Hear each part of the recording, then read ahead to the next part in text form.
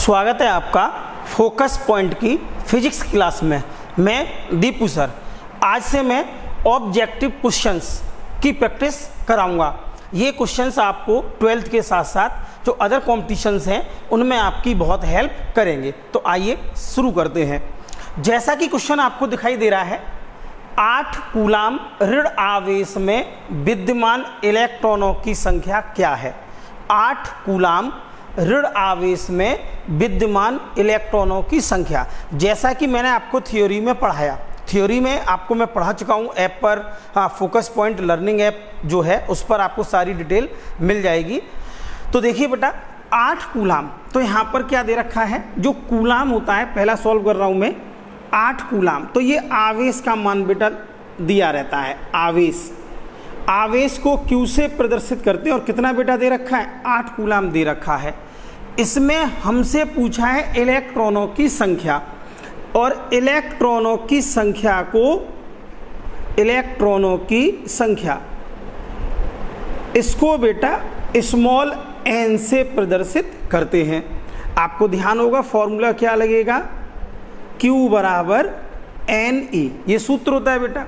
Q कितना दे रखा है, 8, N हमसे पूछा जा रहा है। E क्या चीज़ है, E बेटा कहलाता है इलेक्ट्रॉन का आवेश। इलेक्ट्रॉन का आवेश होता है 1.6 और 10⁻⁻19।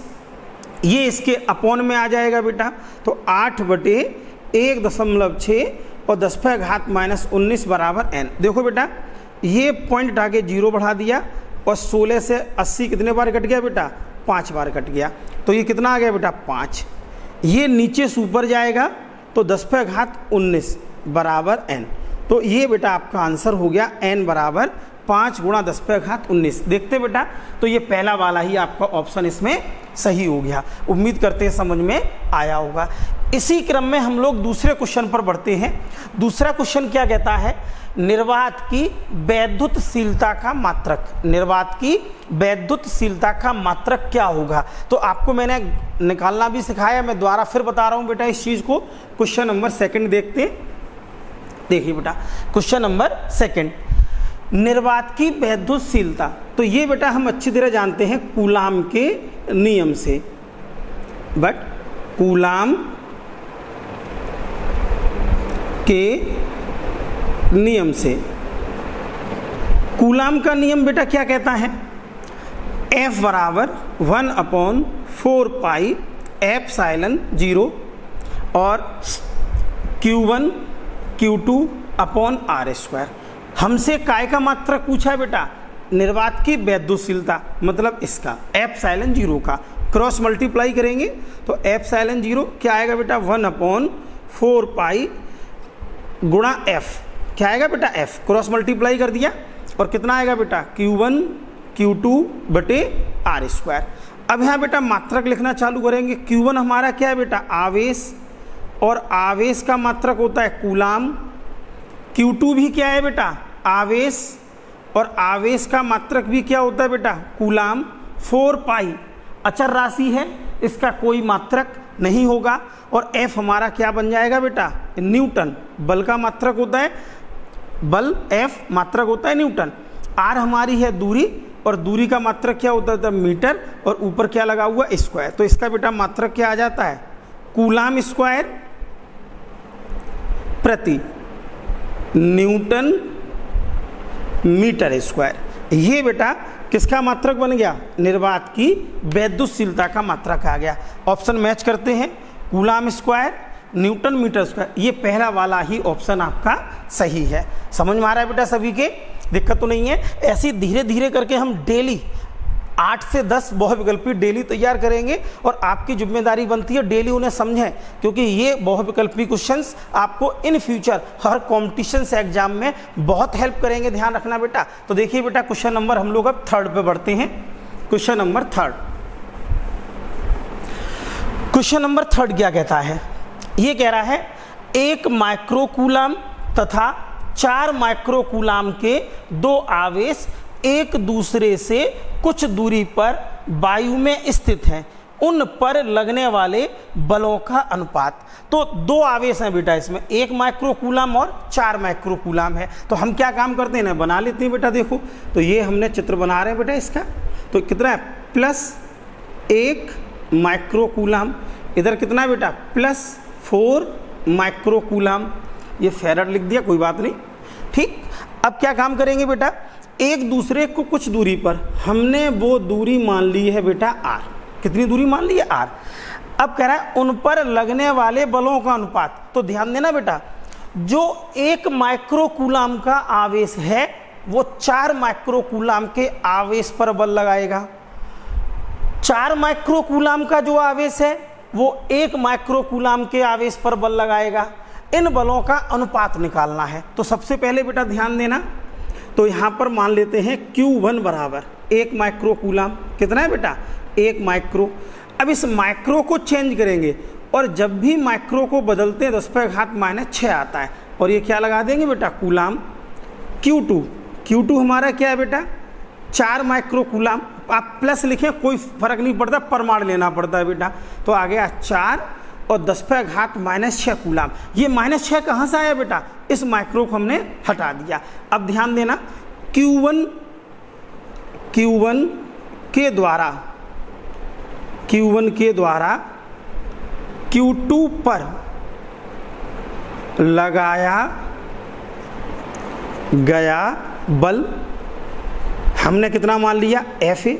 सूत्र क्या होगा 1/4πε0। पहला आवेश गुणा दूसरा आवेश। तो पहला आवेश कितना है बेटा Q1 Q2 बटे r²। वैल्यू रखेंगे बेटा a, तो आएगा 1/4πε0। Q1 का मान कितना है बेटा 1 × 10⁻⁻6 और Q2 कितना है बेटा 4 × 10⁻⁻6 और बटे कितना है बेटा r²। ठीक है। अब क्या काम करेंगे, Q2 के द्वारा Q1 पर लगाया गया बल। तो हम क्या मान लेंगे बेटा ऐसे FB, तो सेम यही आ जाएगा 1/4πε0 Q1 Q2।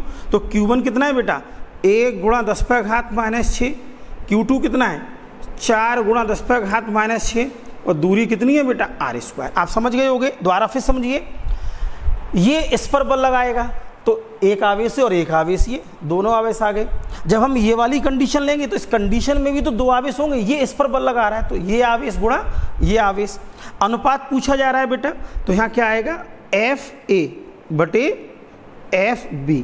देखो बेटा तो कितना आएगा, ऊपर लिखेंगे 1/4πε0 1 × 10⁻⁻6 और 1 × 10⁻⁻6 और बटे कितना है बेटा r²। तो 1/4πε0 1 × 10⁻⁻6, यहाँ 4 आएगा बेटा और 4 × 10⁻⁻6 और बटे कितना है बेटा r²। आप देख सकते हैं पूरे का पूरा कट गया। तो यहाँ बेटा क्या आया 1/1। तो इसको हम बेटा क्या लिखेंगे, इसको हम लिख देंगे, यहाँ मैं लिखे दे रहा हूँ। तो ये बेटा हमारा आ गया FA अनुपात FB बराबर 1/1 आ गया। क्या आ गया बेटा 1/1। तो कौन सा सही है बेटा इसमें 1/1 वाला, ये C वाला ऑप्शन आपका इसमें सही है। ऐसे करके सवाल हम निकाल, समझ में आ गया होगा, सिंपल है बेटा। आप डायरेक्ट भी लिख सकते हैं, इसमें कोई प्रॉब्लम नहीं है। समझ में आया बेटा। देखिए अब हम लोग क्वेश्चन नंबर कौन सा सॉल्व करेंगे बेटा। अब हम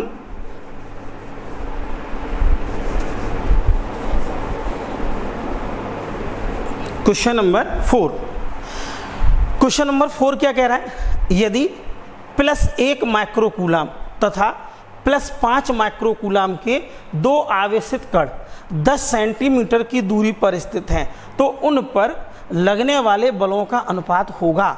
तो उन पर लगने वाले बलों का अनुपात, तो जैसे अभी ये बेटा जो सवाल हमने किया था सेम उसी प्रकार से इस सवाल को हम सॉल्व करेंगे और आपको इसका आंसर बताना। ये आपका हो गया HW और आंसर आपको किसमें बताना, कमेंट्स बॉक्स में जरूर इसका आंसर बताना। ये आपके लिए होमवर्क हो गया। जैसे हमने थर्ड क्वेश्चन किया था ऐसे ही हम इसे सॉल्व करेंगे और कमेंट्स बॉक्स में सब लोग बताएंगे इसका आंसर क्या होगा। क्वेश्चन नंबर 5 पर आते हैं। क्वेश्चन नंबर 5 अच्छा सवाल है। क्वेश्चन नंबर 5 थ्योरी में भी इंपोर्टेंट बेटा बनता है और आपका वैसे भी इंपोर्टेंट है। क्वेश्चन नंबर 5 क्या कह रहा है, ध्यान देना। 3 इलेक्ट्रॉनिक आवेश वाले 0.01 मिलीग्राम द्रव्यमान की एक तेल की बूंद, द्रव्यमान की एक तेल की बूंद को संतुलित करने वाले वैद्युत क्षेत्र का मान क्या होगा। तो 3 इलेक्ट्रॉनिक आवेश वाले, तो बूंद पर आवेश कितना हो गया बेटा, ध्यान देना, अच्छा सवाल है, थोड़ा सा कठिन मानेंगे इसे। बूंद पर आवेश, और बूंद पर आवेश को किससे प्रदर्शित कर देंगे, Q से, और कितना दे रहा है बेटा, 3 इलेक्ट्रॉन के बराबर, 3 इलेक्ट्रॉन के बराबर। तो क्या आया 3, और इलेक्ट्रॉन का आवेश होता है 1.6 और 10⁻⁻19 कूलाम। ये बेटा Q का मान आ गया, ध्यान रखना, ठीक है। द्रव्यमान कितना हो गया बेटा, बूंद का द्रव्यमान, ध्यान देना, बूंद का द्रव्यमान, बूंद का द्रव्यमान स्मॉल m मान लेंगे बेटा, और दे रखा है 0.001 मिलीग्राम। क्या हो गया बेटा, मिलीग्राम। अब ध्यान से समझना बेटा, 0.001, इस मिली शब्द को हटाएंगे, और आज के बाद ध्यान रखना, जब भी मिली शब्द को बेटा हटाएंगे तो उसकी जगह 10⁻³ रख देंगे, m के s के बराबर होता है। ग्राम को किलोग्राम में बदलेंगे तो ये भी बेटा माइनस का, ग्राम को किलोग्राम में -3 किलोग्राम आएगा, क्योंकि 1 किलोग्राम में 1000 ग्राम होता है, ध्यान रखना। तो ये कितना हो गया बेटा, अब पॉइंट हटा के कितने जीरो बढ़ा दो नीचे, 1 2 3 जीरो ये बढ़ा दिए। तो ध्यान देना बेटा, तो 1 गुणा 10⁻³ और -3 -6 और -3 और आ जाएगा। बताओ -3 कहाँ से आया, बताओ, अच्छा ध्यान देना, 1 2 3 ये नीचे सुपर गया तो किस में कन्वर्ट हो गया, ये -3 में। तो ये बेटा आ गया 1 गुणा 10⁻⁹ किलोग्राम। ये बेटा बूंद का द्रव्यमान आ गया, m बराबर। अब ये कह रहा है कि वैद्युत क्षेत्र का मान पूछा जा रहा है, वैद्युत क्षेत्र अर्थात E बराबर क्वेश्चन मार्क। अब तेल की बूंद है, अब हम थोड़ा सा दिमाग लगाते हैं, चित्र समझते हैं। ये तेल की बूंद है, बूंद का भार कहाँ काम करेगा, नीचे, भार, भार मतलब हो गया mg, एक प्रकार का बल हो गया बेटा, ये बल हो गया। और वैद्युत क्षेत्र में जो बल लगेगा वो कहाँ लगेगा, प्रश्न कह रहा है संतुलन में रहे।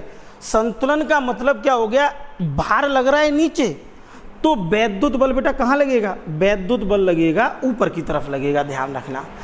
ये दोनों बराबर होंगे तभी बूंद संतुलन में होगी।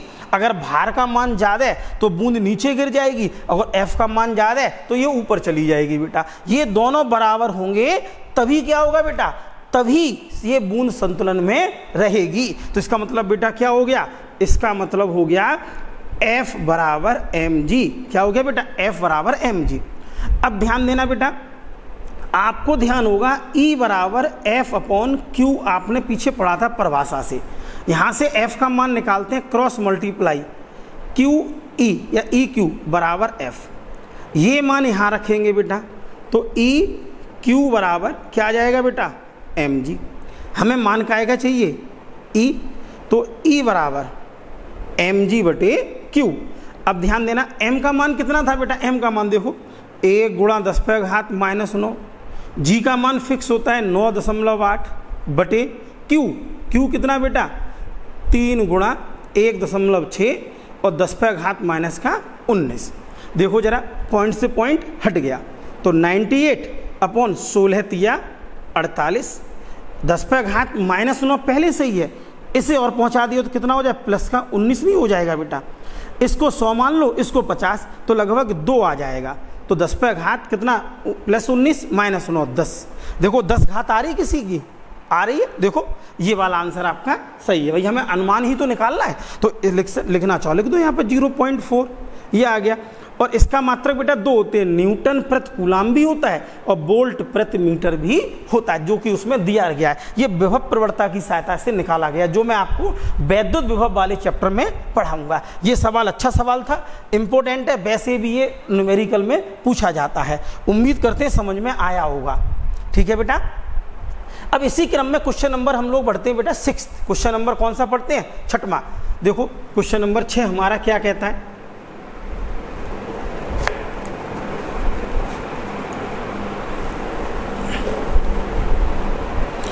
क्वेश्चन नंबर 6 क्या कहता है? किसी वैद्युत रोधी माध्यम का परावैद्युतांक के हो सकता है। क्वेश्चन नंबर 6 अच्छा है बेटा के, और हमेशा बेटा ध्यान रखना के का जो मान होता है, के का मान हमेशा 1 से अधिक होता है, से अधिक होगा। ध्यान रखना बेटा, हमेशा जो k का मान है वो हमेशा 1 से अधिक होगा। अब देखते हैं, -3 1 से छोटा है, 0 ये भी 1 से छोटा है, 0.7 ये भी 1 से छोटा है, ये कितना है बेटा? 6। इसका मतलब क्या हो गया? 6 1 से ज्यादा है, तो इसका आंसर क्या हो जाएगा बेटा? 6 हो जाएगा। ध्यान रखना, हमेशा बेटा ध्यान रखना, वैद्युत रोधी माध्यम का परावैद्युतांक को कैसे प्रदर्शित करते हैं, और के का मान हमेशा 1 से अधिक होता है। ध्यान रखना। क्वेश्चन नंबर 7 में आ जाओ। क्वेश्चन नंबर 7 क्या कहता है? वायु में रखे 2 धन आवेशों के मध्य परावैद्युत पदार्थ रख देने पर इनके प्रतिकर्षण बल का मान क्या होगा? प्रतिकर्षण हो चाहे आकर्षण हो, तो देखना ध्यान से बेटा, बल F बराबर सूत्र आता है 1/4 पाई एप्सिलॉन 0 के Q1 Q2 बटे R²। ये एक के जो है बेटा वो परावैद्युत माध्यम का परावैद्युतांक है। अब इसमें परावैद्युत पदार्थ रख दिया, के रख दिया, तो के अपॉन में है, बटे में है। इसका मतलब क्या हुआ? जितना ये ज्यादा होगा उतना ये कम होगा। ये अगर अधिक हुआ बेटा तो इसका मान, बल का मान कैसा हो जाएगा बेटा? कम। तो इसका मतलब क्या हुआ बेटा? 2 धनावेशों के मध्य परावैद्युत पदार्थ अगर हम रख देंगे तो बल का मान कैसा आ जाएगा बेटा? बल हमेशा घट जाएगा। हमेशा ध्यान रखना बेटा, चाहे वो आकर्षण हो चाहे प्रतिकर्षण हो, इतना ध्यान रखना बेटा। क्वेश्चन नंबर 8 क्या कहता है? वैद्युत क्षेत्र की तीव्रता का मात्रक। अभी बेटा बताया था, वैद्युत क्षेत्र की तीव्रता को ई से प्रदर्शित करते हैं। किससे करते हैं? ई से। तो ई बराबर होता है F/Q। F का मात्रक न्यूटन प्रति Q आवेश, और आवेश का मात्रक क्या होता है बेटा? कूलाम। तो न्यूटन प्रति कूलाम, ये इसका मात्रक हो गया। तो ये वाला बेटा हमारा ऑप्शन सही हो गया। क्वेश्चन नंबर लास्ट 9 देखिए बेटा, एक वैद्युत क्षेत्र विक्षेपित कर सकता है। ध्यान रखना बेटा, वैद्युत क्षेत्र सदैव आवेशित कणों को ही विक्षेपित करेगा। वैद्युत क्षेत्र सदैव आवेशित कणों को ही विक्षेपित करेगा। तो देखो बेटा यहां क्या कह रहा है? ये कह रहा है एक्स किरणों पर कोई आवेश नहीं होता है बेटा, अर्थात उनका वेग प्रकाश के वेग के बराबर होता है। तो वैद्युत क्षेत्र इस पर कोई फर्क नहीं डालेगा, कोई प्रभाव नहीं डालेगा। ये ऑप्शन हमारा नहीं होगा, इसे विक्षेपित नहीं करेगा।